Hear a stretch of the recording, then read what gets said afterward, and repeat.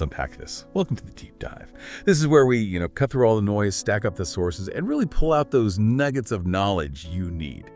Your shortcut to being genuinely well-informed. Today, we're plunging headfirst into the rich, and I mean rich tapestry of U.S. cinematic releases for October 2025. Seriously, this month looks like a cinematic buffet. We're talking potential career-defining biopics, huge sci-fi sequels, prestige dramas, generating buzz, and some really unique indie gems too. Our mission, like always, is to go through all the materials, articles, research our notes, and extract what's essential, giving you that deeper understanding of what's hitting screens. The sheer volume is one thing, but the variety, that's what's really special here. We're going to explore it all, lay out the strategies, the artistic gambles. It's true. October isn't just, another month on the calendar. What's fascinating here is its strategic importance. It often acts as this crucial prelude to awards season, right? We see studios deploying this mix, blockbusters, obviously, trying to grab those end-of-year audiences, but also these prestige dramas carefully crafted for critical acclaim, hoping to build that momentum for nominations. Nailing the buzz early. Exactly. And if you connect this to the bigger picture, this lineup, it's a fascinating reflection of current industry trends, production, distribution. It really highlights that balancing act studios are trying to pull off, leveraging the big franchises people know. Oh, right, the guaranteed eyeballs. But also nurturing original, sometimes riskier stories. And it shows they're trying to cater to really diverse audiences now with varied, sometimes conflicting tastes, which I think raises an important question for you, the listener. With all this choice, this embarrassment of riches, really, how do you not just navigate it, but understand the why behind it all, so you can pick what truly resonates with you? That's a perfect framing, because October 3rd, it wastes absolutely no time. Yeah. Kicks things off immediately with some really intriguing choices. Signals right away, this month is going to be a wild, diverse ride. So leading the charge on October 3rd, and frankly making quite a statement, is The Smashing Machine. It's a biographical drama distributed by A24. And this is key in a wide release. Now, for listeners who follow the indie scene, A24, well, they're not just any distributor, are they? They've built this incredible reputation on critically acclaimed, often independent, kind of edgy films, boundary-pushing stuff. Exactly. So a wide release for them, that's already noteworthy. It signals a potentially significant strategic shift. Right. And then you look at the star, Dwayne "The Rock" Johnson, stepping into the shoes of MMA legend Mark Kerr, who had, a pretty troubled story. He's joined by Emily Blunt, always versatile, and MMA fighter Ryan Bader is in there too. The plot promises, and I quote, "a crude and emotional look at the costs of greatness in the world of mixed martial arts." This is a truly fascinating move for A24. It says a lot about where the industry might be heading. Historically, they perfected that platform release strategy, right? Start small, New York, LA. Build the buzz, word of mouth. Exactly. Build it organically, leverage those high per-screen averages before maybe going wider. So a wide release for this film, especially with a star as massive as Dwayne Johnson, it's not just a shift. It's A24 making a bold move into tentpole distribution territory. Oh. It suggests they're aiming for a broader commercial appeal. But the question is, can they do that without abandoning their commitment to compelling, character-driven stories? That's the tightrope, isn't it? It is. Yeah. Can they keep that fiercely independent brand identity while chasing blockbuster numbers? It shows a maturation, maybe, of their strategy, a willingness to compete on a much bigger stage. Potentially bringing their unique style to a whole new audience, maybe people who haven't really sought out A24 films before. And talking about Dwayne Johnson, this role, it could be absolutely career-defining for him, couldn't it? Oh, potentially huge. We're so used to seeing The Rock in those massive blockbuster action roles. Yeah. The charismatic hero lifts cars, cracks jokes, saves the day. Right. The persona is so established. But playing Mark Kerr, described as crude and emotional, involving significant personal struggles. Yeah. It suggests a complete transformation. It's a major departure. You have to wonder, is this him deliberately seeking more dramatic weight, showing a range maybe people haven't seen or didn't expect? It's a big risk for an actor whose brand is so defined. But the payoff, artistically, critically, could be enormous if he nails it. That's a crucial point. I'd even say it's a calculated gamble that could fundamentally change his career path. Think about actors like Matthew McConaughey, right? The whole McConaissance. Shedding the rom-com image for gritty drama. Yeah, or Sandler in Uncut Gems. Exactly. Those kinds of roles often mark a pivot, allows an actor to break free from typecasting, show a depth that might get obscured by the big commercial hits. For Johnson, it's a chance to tap into something different. Less physical spectacle, maybe more raw internal conflict. And the physical transformation itself, embodying a fighter like Kerr. That's a challenge. A huge acting feat. Yeah. The question is, are audiences ready to see The Rock in that kind of vulnerable, complex light? And the director here is Benny Safdie, known for incredibly intense, visceral work, Uncut Gems particularly. Just a masterclass in anxiety. Oh, absolutely relentless. So when the plot says a crude and emotional look, it immediately makes you think of Safdie's style. What kind of intensity, what kind of raw, unflinching honesty do you think he'll bring to Kerr's story? Without, making it sensational. Well, Safdie's work plunges you right into the chaos, doesn't it? High stakes, rapid-fire dialogue, frantic pacing, that gritty, almost documentary feel. With a smashing machine, you can probably expect that same immersive intensity, but applied to the very personal, often brutal world of MMA. Which is inherently dramatic anyway. Totally. The physical brutality, the psychological pressure, the sacrifices. It's fertile ground for Safdie. And Kerr's journey, it wasn't just fighting in the cage. It was battling addiction, career-ending injuries, confronting inner demons, all under this intense public glare. Safdie seems uniquely positioned to explore that rawness, making it not just a sports biopic, but a profound human drama. Ambition, the cost of fame, life on the edge, finding the emotional truth in the chaos. Okay, so from that heavy hitter, October 3rd quickly pivots. Gets into the spooky spirit with Bone Lake. This is a thriller horror, distributed wide by Bleecker Street Media. Stars Alex Rowe, Maddie Hassan, Marco Pagasi. Clearly, studios aren't waiting around to kick off Halloween season. That's a sharp observation. Putting Bone Lake out this early, it's deliberate, it's strategic, it's counter-programming, it taps right into that growing anticipation for Halloween. Let's Bleecker Street capitalize on the appetite for scares well before the actual holiday. Get in there early. Yeah. Establishes October as the horror month right out of the gate. Offers a taste, sets a trend, potentially. And alongside these wider releases, we also get some interesting limited ones on the 3rd. There's Good Boy from IFC Films, sounds like a horror comedy blend. And Fairyland from Lionsgate, a drama with Emilia Jones and Scoot McNairy. For listeners maybe new to how this works, why are limited releases so important? What does it tell us about how these films are being positioned? That's a great question.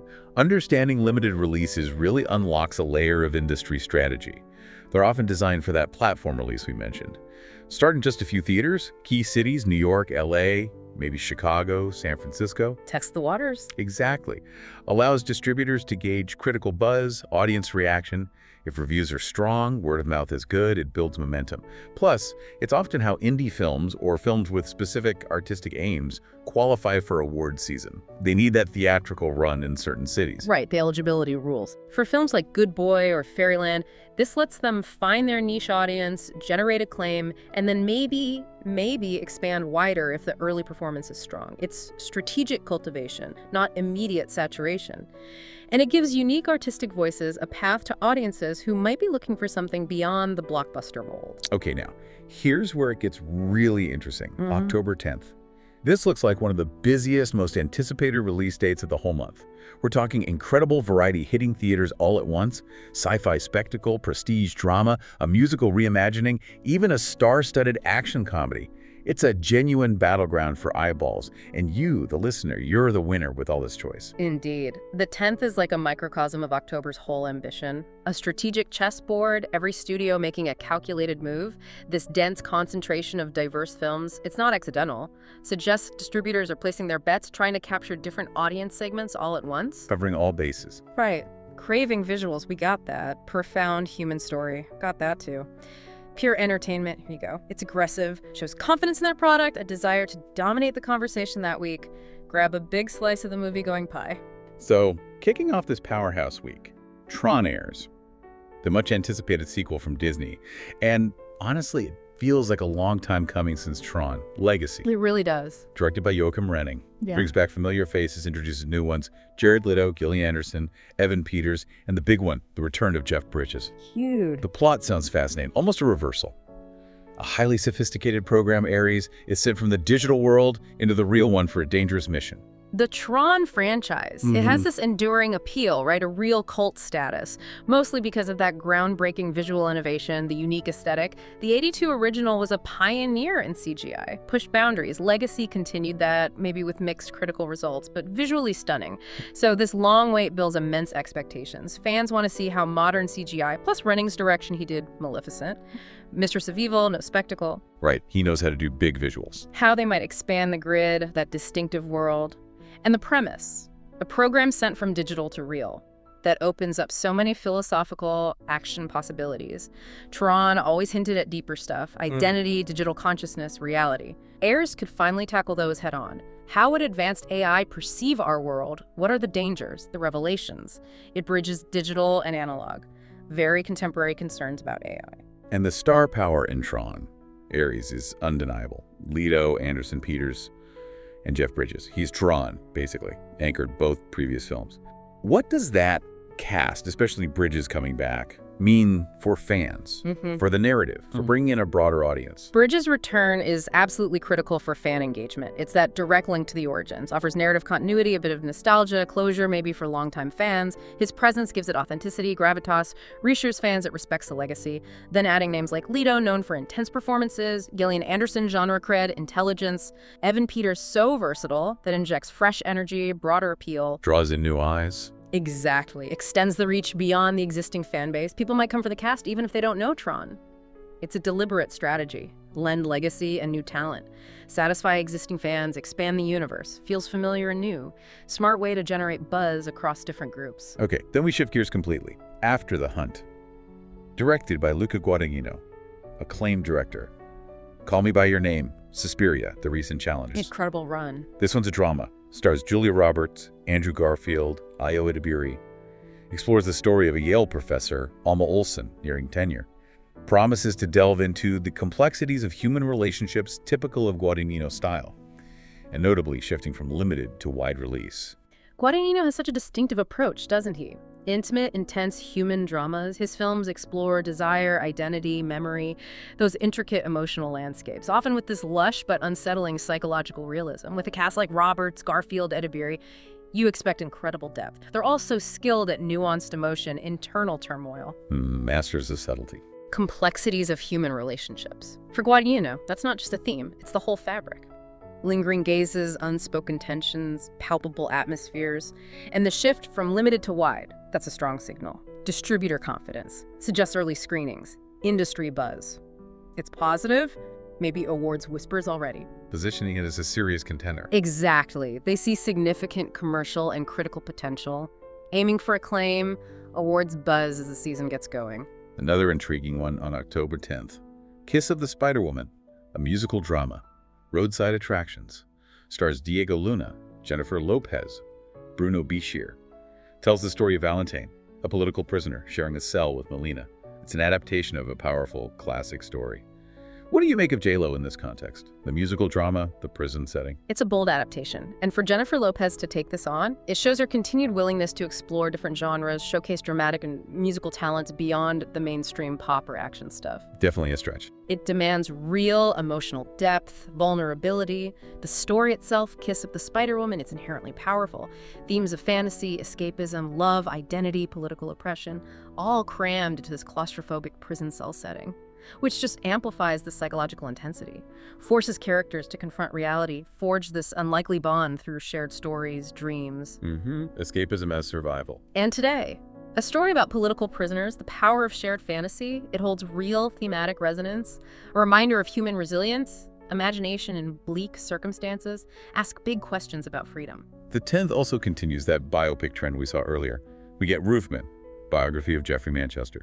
Stars Peter Dinklage, Channing Tatum, Kirsten Dunst from Paramount, and Soul on Fire, drama biopic with William H. Macy from Sony. Plus, for horror fans, Black Phone 2, the sequel, Universal. Ethan Hawke and Mason Thames are back.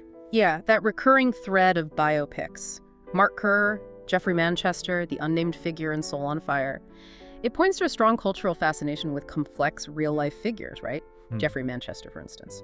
Notorious bank robber, fugitive. Known for bizarre methods, literally lived in store ceilings. Wow, okay. His story mixes ingenuity, desperation, rebellion, perfect for a film balancing character study and thriller. And that cast, Dinklage, Tatum, Dunst, suggests a sophisticated, maybe darkly funny take. For Black Phone 2, the expectations are huge. The first one was successful, critically liked. Relied heavily on Hawke's terrifying performance. And that unique supernatural premise, the dead kids on the phone, the dread. The sequel has to maintain that chilling vibe, but also expand the lore, deepen the terror, find new ways to scare without just repeating the first film. It's a tricky balance. Continuity, innovation, and crucially not revealing too much, keeping that mystery alive. Okay, switching gears again. Good Fortune. Star-studded comedy action. Directed by Aziz Ansari. Lionsgate. The cast is an absolute powerhouse. Keanu Reeves, Seth Rogen, Jack Palmer, Sandra... Incredible lineup. Plot sounds wild. An angel inhabits the body of a man's boss to teach him a lesson. That ensemble just promises high-energy entertainment, doesn't it? Leans into everyone's strengths. Keanu's sincerity and action vibe, Rogen's irreverent humor, Palmer's charisma, comedic timing and depth. Should be dynamic, unpredictable interplay. And Aziz Ansari's style. Sharp observational wit, keen eye for character, a certain earnestness seems a perfect fit for that premise. The fantasy element angel intervention allows for slapstick, situational comedy, but also potentially heartwarming moments. Themes of growth, second chances, life lessons, but through a funny, accessible lens. Could be big laughs and maybe a surprising touch of depth. And just to make sure there's truly something for everyone, the 10th also gives us Pets on A-Train, animation action comedy for families. Viva Pictures shows that amidst all the intense drama and blockbusters, they haven't forgotten the younger crowd. A really balanced slate. Yep, absolutely essential inclusion. Pets on A-Train demonstrates that deliberate effort to balance the slate, cater to all demographics. Family animation is a robust market. Putting it amidst the more adult stuff lets Viva capture that key audience looking for something lighter, more whimsical. Highlights the diverse storytelling in October, from gritty biopics to sci-fi, and ensures the youngest viewers have their own adventure, too. So what does all this mean for you, our listener, especially if you're looking for something unique, maybe musically inspired, towards the end of the month? We're now moving into the third big wave of releases, and the variety, it just keeps impressing. Some really thought-provoking stuff as October unfolds. It means if you're drawn to compelling human stories, especially ones exploring the creative process or tricky family dynamics, the last stretch of October has some powerful options. This sequencing keeps interest high across different groups, right up to the end, building anticipation, offering diverse flavors. On October 24th, we get Springsteen, Deliver Me From Nowhere, biopic on the boss himself, Jeremy Allen White, who's just been phenomenal in The Bears stars as Bruce Springsteen.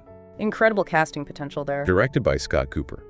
Focuses specifically on the path to creating the 1982 album Nebraska, based on Warren Zane's acclaimed book. This is hugely anticipated, especially for music lovers, anyone fascinated by creativity. Because Nebraska, that album is legendary in Springsteen's work. 1982, a stark departure from the big E Street sound. Raw, acoustic, deeply introspective, recorded on a simple 4-track at home. Just him and a guitar, basically. Pretty much.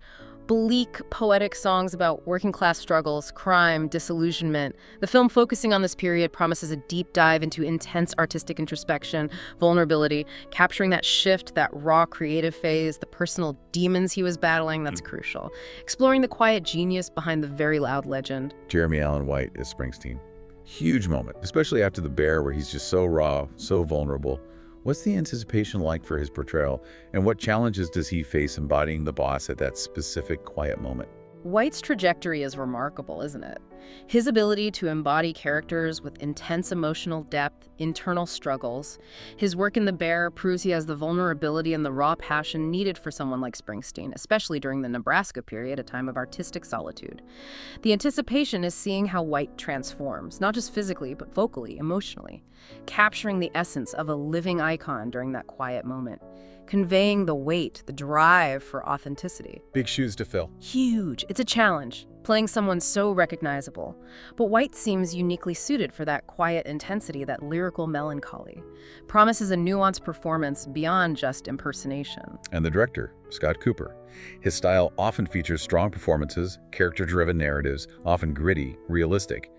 How does his approach fit a musical biopic focused on one specific creative period, not the whole life story? Cooper consistently crafts these atmospheric, character-driven dramas, right? Exploring masculinity, isolation, moral ambiguity, gets powerful, lived-in performances out of the furnace, Hostels. Yeah, very grounded. Grounded in gritty realism, deep understanding of human struggle.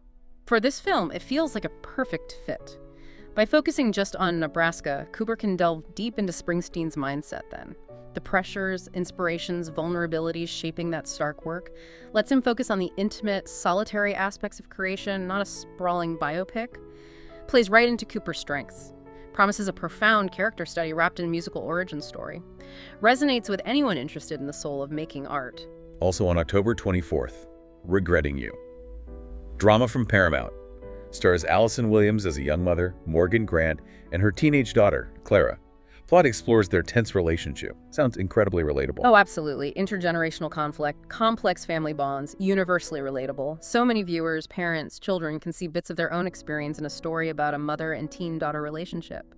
When done well, these dramas resonate deeply. Tap into shared experiences. Love, frustration, misunderstanding, independence, growing up, letting go. The messy stuff of life.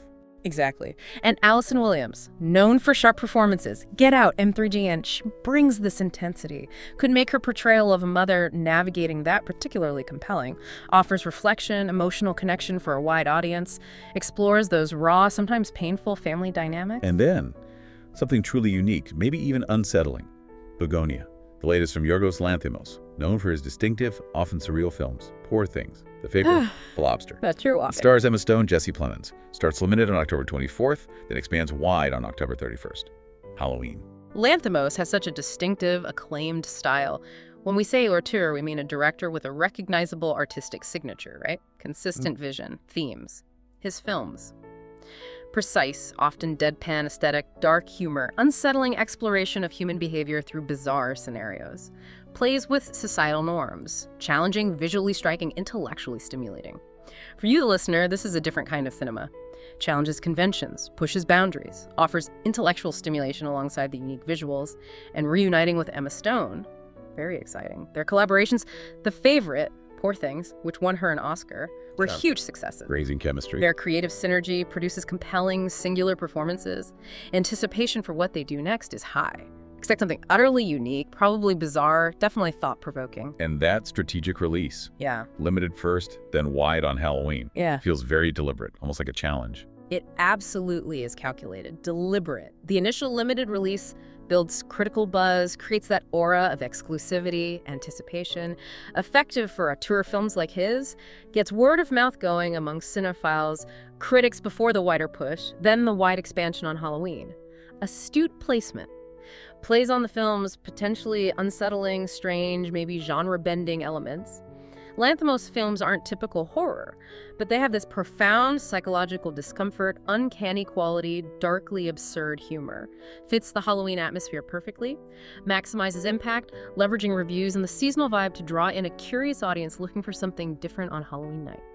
As we move into the very last days of October, right up to Halloween itself, we see that perfect timing, releases picked to maximize the spooky season's draw. Yeah, that late month clustering, especially the suspenseful or family-friendly stuff. Clear strategy to capitalize on Halloween. Offers a final surge of options tailored to the season's mood. Something for every taste right when the Halloween spirit peaks.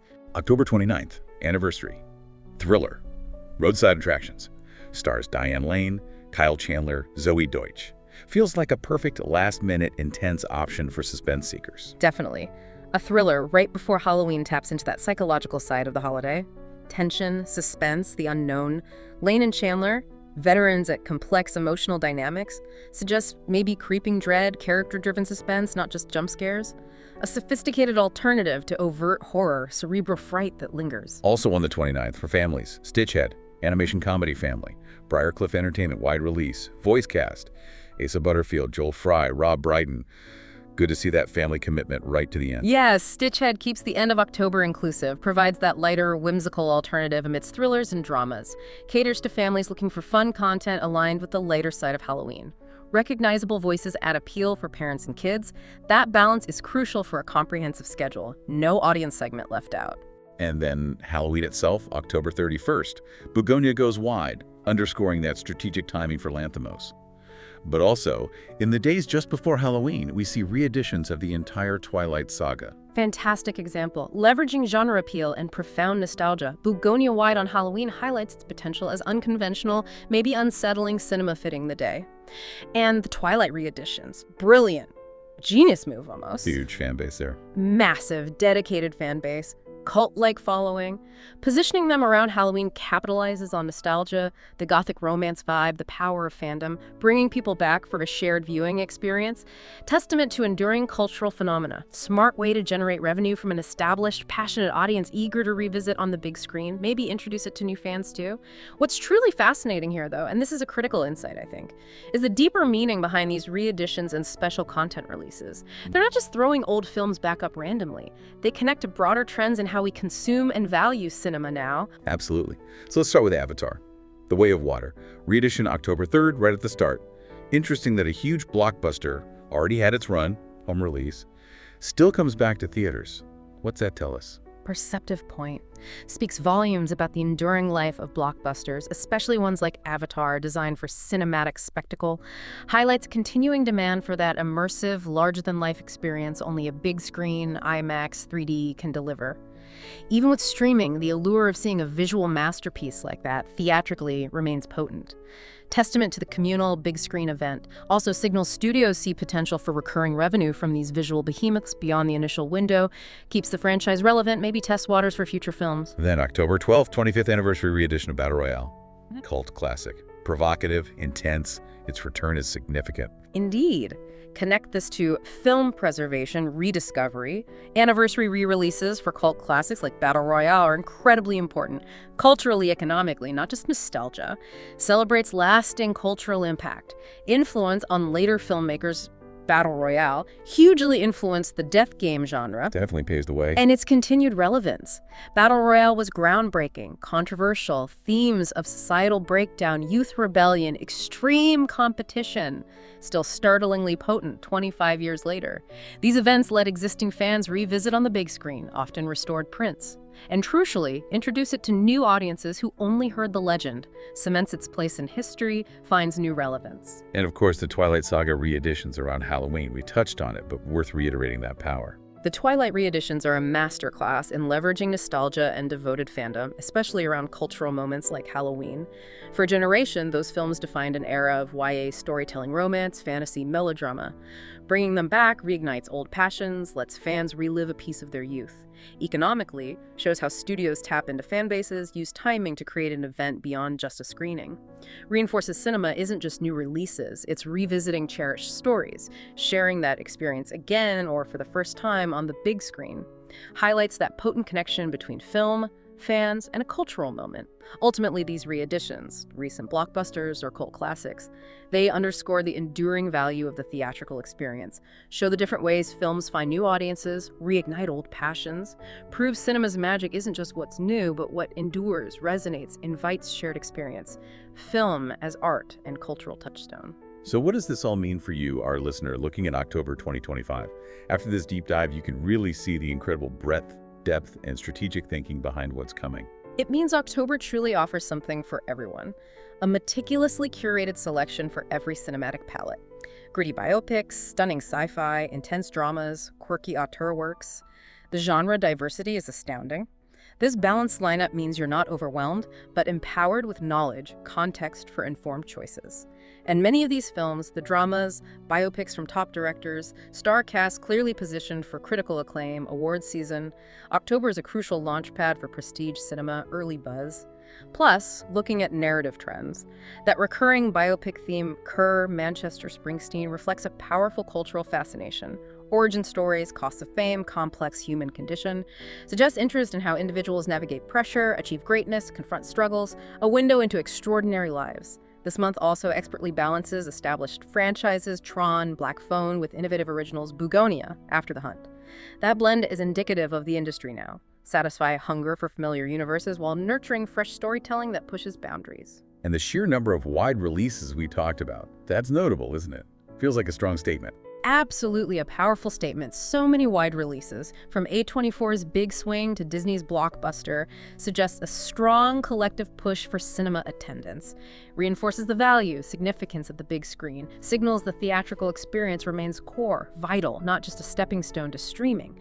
And the strategic scheduling distributors planning releases, considering holidays, competition, demographics, directly influences your choices, creates a dynamic, engaging environment all month. This curated look helps you feel empowered, not overwhelmed, ready for discussions, choices, or just a richer appreciation of the cinematic landscape. This has been an incredible deep dive into October 2025's cinema.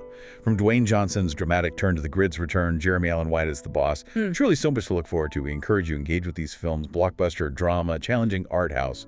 There's a story waiting for everyone this October. Which raises an important question for you to mull over, maybe as you consider your next cinema trip.